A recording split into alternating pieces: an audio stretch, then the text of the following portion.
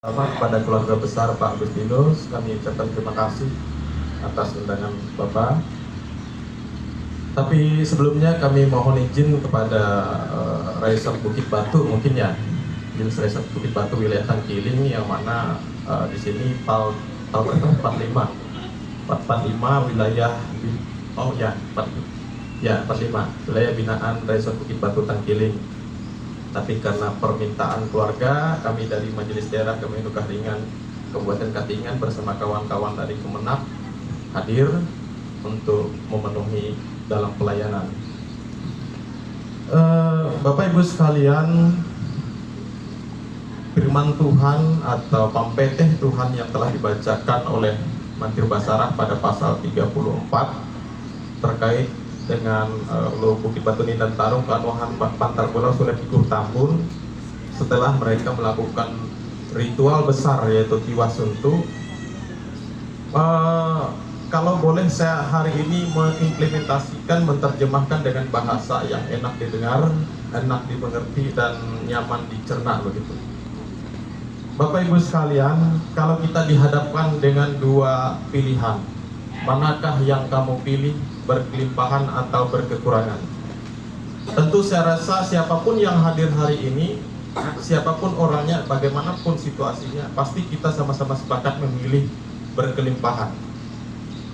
Tetapi fakta yang tidak bisa kita abaikan, kebenaran Tuhan bahwa setiap orang pasti akan mengalami yang namanya berkekurangan.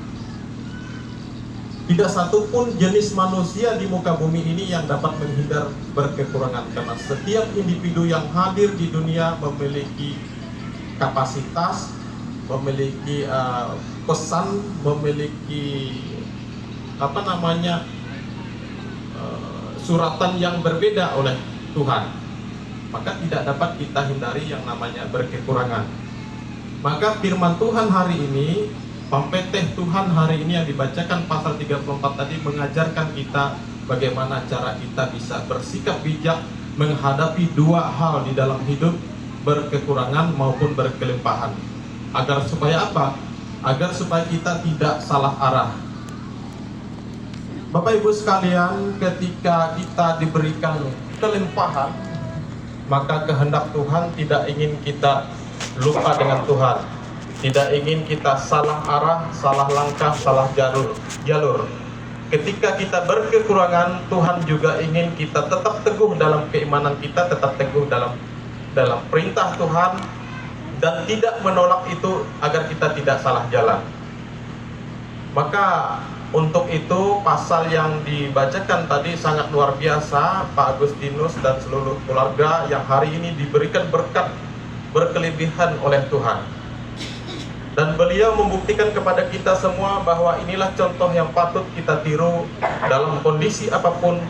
Rasa syukur harus kita wujudkan. Lalu bagaimana caranya kita agar bisa agar bisa menerima kelebihan dan kekurangan dari Yang Maha Kuasa tadi? Tentu hanya satu kata, cukupkan diri kita. Kita mengingat pada pasal-pasal sebelumnya ketika proses penciptaan alam semesta, Tuhan bertanya kepada jata belawang bulau, semua telah ku ciptakan, apa yang kurang? Jata belawang bulau mengatakan semua telah cukup, tetapi hanya belum genap saja. Lalu beliau menciptakan manusia beserta isinya. Artinya bahwa dalam dialog yang dilakukan itu, bahwa Tuhan mengajarkan kepada nanti keturunan Raja Bunu atau manusia sekarang, segala yang telah diberikan Tuhan hendaknya diterima dalam kondisi apapun. Agar kita tidak stres menerima kondisi itu, maka cukupkanlah dengan apa yang kita miliki, dengan rasa syukur. Kalau kita kembali kepada rasa syukur, maka hati akan tenang dalam situasi apapun kondisi kita, baik berkelimpahan maupun berkekurangan. Di pasal tadi dijelaskan bagaimana mereka di Bukit Batu dan Tarung berusaha memperoleh Bantar Pulau Sulet Ikuh Tambun, yang mana pada akhirnya tidak satupun berhasil. Tidak satupun. Bantar Pulau Sulet Ikuh Tambun itu kalau kita ilustrasikan dalam kehidupan nyata sekarang, yaitu berkat Tuhan. Kalau kita ingin mendapatkan berkat Tuhan, tentu kita harus dekat dan memohon kepada Tuhan. Maka di dalam pasal tadi, Raning Hatala berfirman, hanya satu cara, melahap 7 kali, maka penyertaanku akan turun kepada kalian, dan pantar bola sulit ikut tambun akan bisa diraih. Segala apa yang kita daya upayakan di dunia ini, kalau kita meninggalkan Tuhan, saya yakin satu pun tidak dapat kita raih. Yang ada malah kita salah jalan dan salah langkah. Maka terkadang Bapak Ibu sekalian, kita ingin kehidupan kita itu segera berubah, tetapi kita tidak ingin mendekatkan diri kepada Tuhan. Kita ingin kehidupan kita berubah bagaikan membalik telapak tangan. Kita ingin Tuhan mengikuti doa dan harapan kita, tetapi harusnya kita sadar bahwa kita hidup dalam keinginan Tuhan. Seberapapun besarnya kekuatan kita ingin hidup sesuai dengan harapan dan doa kita, kita tidak boleh lupa bahwa kuasa Tuhanlah yang mengatur segalanya. Kehendak Tuhan yang terjadi di dalam kehidupan kita tidak harus menyesuaikan dengan kehendak dan waktu yang kita inginkan. Terkadang Tuhan memberikan keadaan yang paling terpuruk di dalam hidup kita. Agar apa? Agar di dalam keterpurukan itu kita selalu kuat dan mengingat Tuhan. Kita tidak boleh berpandangan bahwa keadaan kita sekarang harus Tuhan menyertai. Tetapi tidak. Kitalah yang dibuatkan oleh Tuhan dalam keadaan suka duka apapun itu, agar kita hidup di dalam kehendak Tuhan.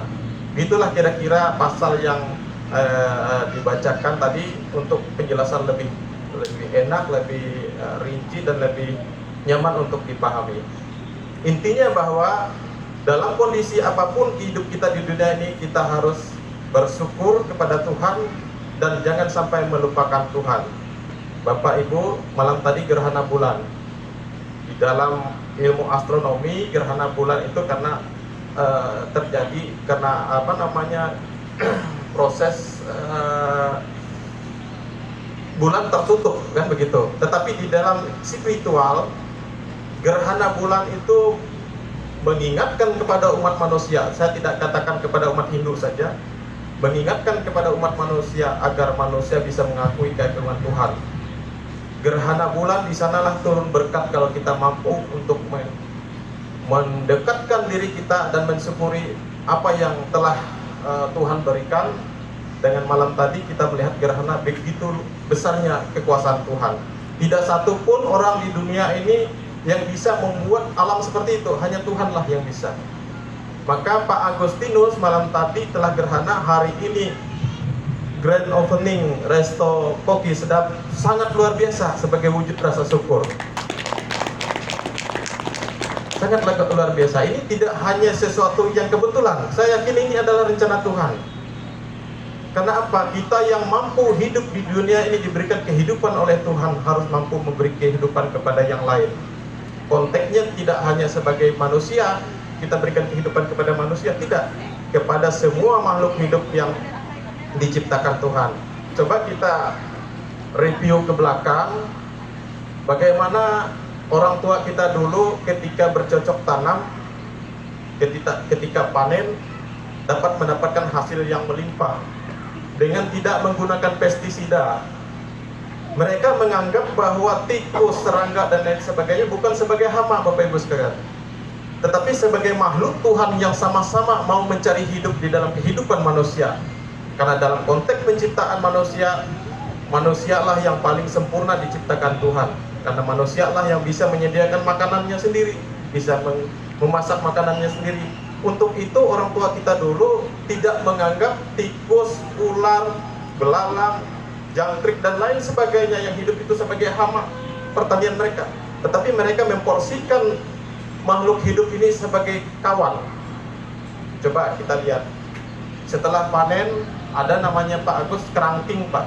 Entahlah bahasa ininya gimana ya, kerangking. Itu bisa berton-ton dan ditumpuk sampai 1-2 tahun bahkan 9 tahun. tidak hanya untuk pamer bahwa kita berhasil dalam panen, tetapi itu adalah stok makanan bagi kehidupan. Siapapun yang datang, manusia dari manapun, di sana ada tikus menunggu di sana. Tikus dengan menunggu di kerangkeng itu menemani sang putri. Kalau kita katakan putri bawin tawur itu asalnya manyanyian pinggang, beras itu menemani sang putri itu. Karena jasanya menunggu dan menemani itu, dia makan secukupnya. Tidak mungkin tikus bisa menghabiskan satu kerangkeng itu. Jadi ada di luar sana ada anjing, ada di luar sana ada kucing yang membutuhkan makan makanan. Maka manusia, karena manusia paling sempurna, manusialah yang menyediakan makan untuk mereka. Apa yang saya katakan ini sebagai ilustrasi bahwa apa yang kita miliki hanya satu tujuan, Bapak Ibu, untuk berbuat kebaikan di muka bumi. Saya pikir itu saja, kurang dan lebihnya saya mohon maaf. Saya akhiri dengan Om Santi, Santi, Santi, Om Sahai. Semoga sukses usaha Bapak Agustinus dan keluarga. Terima kasih.